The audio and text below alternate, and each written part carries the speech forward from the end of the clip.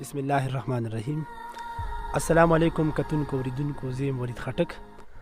ما سره په دې وخت کې ناست دی د پښتو نوموړی شاعر امام علي شاه منظر صاحب. د منظر صاحب په خوا کې هغه اړخ ته ناست دی جواد خټک صاحب، او د کیمرې په شا موږ سره نن ناست دی جوهر علي. راغلي یو منظر صاحب نه به ښکلي ښکلي خوندور کلامونه اورو. په دې پروګرام کې موږ سره چې کوم دی هغه ما یو ځل بیا موي جواد صاحب دی را سره، جوهر صاحب دی را سره. کتونکو اوریدونکو څنګه تاسو ته پته ده، دا زمونږ آفیشل چینل دی، امام علي شاه خپل چینل دی، امام منظر آفیشل.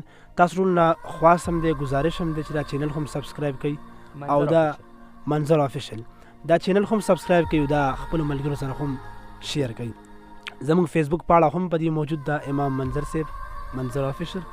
منظر صاحب ټول ناول خو تاسو ته په پروګرام کې هرکلی وایم. ډیره مننه. السلام علیکم مینوالو، السلام علیکم جواد خټک صاحب، ولید او جوهر صاحب. ډیره مننه کوم چې تاسو بیا یو ځل د سختو غرونو ته او د سختو لارو باندې راغلی ما خواته، او زما سره دا پروګرام تاسو بیا شریک کو. مننه هم کوم، یو جهان مننه. منظر صاحب څنګه تاسو ته پته ده، ټوله پښتونخوا په ګرد نړۍ کې که لکه لر دي که بر دي، کوم ځای چې پښتانه مېشته دي تاسو سره ډېره عزت مینه کوي. بس چې پښتون دی به تاسو پېژني. زمونږ یو څو ملګري دي، یو د چراټ دی مصطفی نومې دی، هغه تاسو ډېر زیات غټ مینوال دی. هغه وایي چې تاسو سره ملاقات هم کوم خو ټیم نه میلاویږي. د هغې لپاره نن خصوصي چې کوم دی غزل ډالۍ کوئ. عباس صاحب دی نن نه دی راغلی، د هغه اګزام دی، د هغې لپاره هم چې کوم دی انشاءالله تاسو غزل ډالۍ کوئ. منظر صاحب پروګرام چې کوم دی لنډ تنګ وخت به ګورو، نو کلامونه را سره شریک کړئ. ډیره مننه جي، ډیره مهرباني جي، یو جهان مننه. دغه هلک مصطفی نوم دی، مصطفی محسود. ها السلام علیکم مصطفی محسود رور، څنګه د ټیک ټاک دا پروګرام بلکې دا ډومبی غزل به تاسو ډالۍ کوم، او د هغې نه بعد چې کوم نظم ته به زه راځم، نو هغه الحمدلله په دې څو ورځو کې د زموږ د نوجوانانو زموږ د زلمو دستاربندۍ څه پروګرام دی، او دا ډېره موږ دپاره د فخر خبره ده او ډېره د ویاړ خبره ده. موږ په باندې ډېر فخر کوو چې داسې نوجوانان او داسې زلمي چې هغه د دستار قابل شي، د هغو سرونه د دستار اهل شي، دا زموږ دپاره ډېر د اعزاز خبره ده. هغه زلمو ته دا په هر په پوره صوبه کې د دستاربندۍ پروګرام دی، او بالکل حقانیه کې هم دي. هغې نه علاوه په هر ځایونو کې شته، ما په خیال پېښور کې، مردان کې، نو هغه ټولو ته به زه ایډوانس مبارکي ورکوم، او د ټولو مبارک شي. خو د دستار په فضیلت او د دستار په عظمت به ځان پوهول غواړو چې دا څه شی دی او دا د کوم سر دپاره راغلی دی. نو موږ ته پکار دی چې موږ دستار وتړو، او بیا د هغه دستار چې څه لوازمات دي، څه ریکوایرمنټ دی چې هغه موږ سر ته ورسوو. ډېره مننه کوم مصطفی محسود صاحب، تاسو ته به یو کلام ډالۍ کوم. او دې سره سره زما یو ډېر ښه رور دی، ډېر ښه رور دی زما عبدالله، چې په ګلګت کې روزګار کوي او د تیمرګرې سره تعلق لري. نو عبدالله رور تا ته به هم دا کلام ډالۍ کوم. وایي جذبه چې د ارمان د کور خودداره شوه نو مړه شوه. جذبه چې د ارمان د کور خودداره شوه نو مړه شوه. پښتو چې په تاریخ کې بد کرداره شوه نو مړه شوه. ډېره مننه. او زما د دې وطن د پښتنې پیغلې نصیب دی، زما د دې وطن د پښتنې پیغلې نصیب دی، نستی نه چې راووته مالداره شوه نو مړه شوه. ډېره مننه. او که اوږې وه مرغۍ خو خپل اختیار کې وه ژوندی وه، که اوږې وه مرغۍ خو خپل اختیار کې وه ژوندی وه، دانې ته چې پنجره کې ګرفتاره شوه نو مړه شوه. ډېره مننه. او زما د مور نصیب دی چې زما د واده غم ته، زما د مور نصیب دی چې زما د واده غم ته د خلکو د غوجلو نه وزګاره شوه نو مړه شوه. زما د مور نصیب دی چې زما د واده غم ته د خلکو د غوجلو نه وزګاره شوه نو مړه شوه.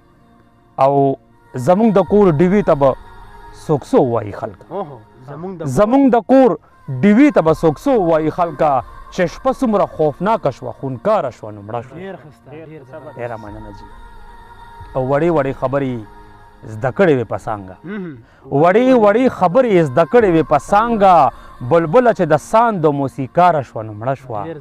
او زه شکر دی چې اوخو یې لیدم په زنکدن کې. جواد صاحب زه شکر دی چې اوخو یې لیدم په زنکدن کې، ایله ایله په مینه ګنهګاره شوه نو مړه شوه. او د خدای څومره ښه کار وي، شرمېده به په مالت کې، د خدای څومره ښه کار وي. شرمېده به په مالت کې بیروره وه، خو څنګه چې بې پلاره شوه نو مړه شوه. ډېره مننه جي. او اخري شعر دی ولید صاحب، تا ته به ډالۍ کوم چې منظره زما نه وي د ارمان په سره ډولۍ کې، منظره زما نه وي د ارمان په سره ډولۍ کې، چې اوخته د سور پالنګ واکداره شوه مړه شوه. یو جهان مننه، یو مننه جي، یو جهان مننه.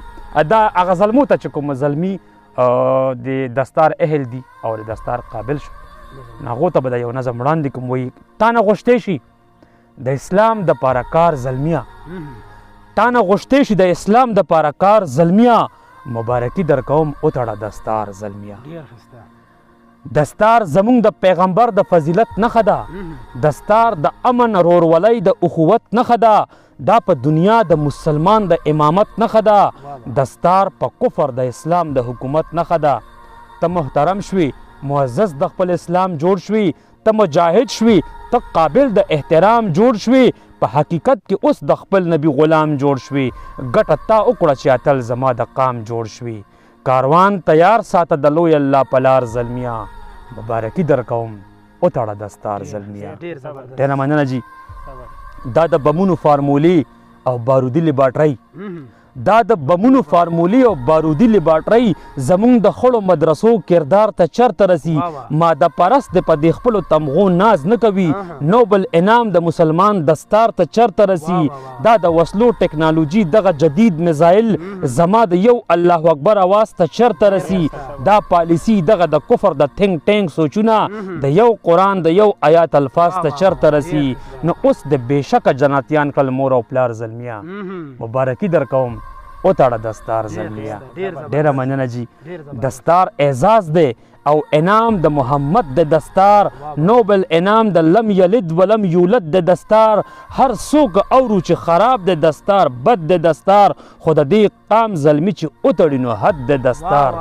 او داسې په هر سر څوک دستار د پیغمبر نه کیدي، داسې خو هر سړی دا دومره غره په سر نه کیدي، دې ته سړي پکار دي، دا خو څوک په خر نه کیدي.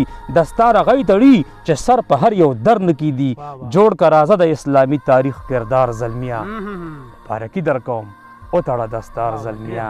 ستا د دستار نه زلزلې په واشنګټن کې راځي، ستا تلاوت نه وایټ هاوس کې طوفان جوړ دی. خلک سره د وسلې نشول په تاریخ کې سړي، تا نه په یو مسواک تاریخ کې عجب خان جوړ دی. او تا د علي په یوه توره ټول سرونه پرې کړل، تا په یوه ناره په هر کافر توبې وویستې. په حقیقت کې د دې وخت عمر خو تا ته وایي د امریکې د پالیسۍ نه د جامې وویستې.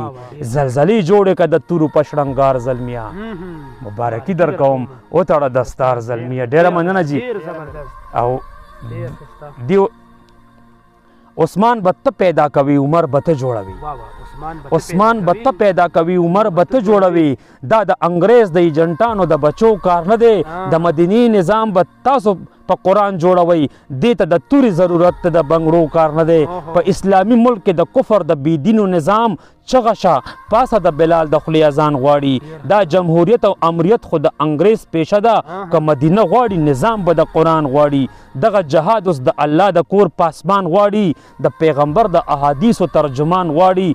داسې هر سر الله دستار ته پیدا کړی نه دی، دستار څه ګپ نه دی، په وینه کې ایمان غواړي. نو کفر د زړه په سر خوړلی ستا ګزار زلمیه، مبارکي در کوم وتړه دستار زلمیه. او د یو دستار کې د اسلام یو لوی اعزاز پروت دی، د یو دستار کې د عمر د نظام راز پروت دی، د میډني خالد د سری توري اواز پروت دی. اوس خو الوزه چې په سر باندې د باس پروت دی. نو تاسو د دین ډیوي د وینو په زور بلې ساتئ، دا دي تیار دي قربانۍ ته پتنګان الوزي. د جال ستا د میزایلو نه به لار ورکه شي، احتیاط کوه د مدرسې نه مې بازان الوزي. نو بل جنگ بدر ته ځان ساته تیار زلمیه، مبارکي در کوم وتړه دستار زلمیه. ډېره مننه جي، ډېره مهرباني. وایي ستا په بنیاد کې د استاذ د وینو رنګ شامل دی، ستا انسانیت کې د مکتب د قاعدې لاس دی، ستا په دستار کې د عالم د مرتبې اثر دی، ستا په ایمان کې د قرآن د ترجمې لاس دی. او ته د استاذ د خپو د خاورې برابر هم نه یې، ته یې په دین کامل کړې، تا نه یې انسان جوړ کړو. ته خو پیدا وې دا منم د مسلمان په کور کې، خو دې استاذ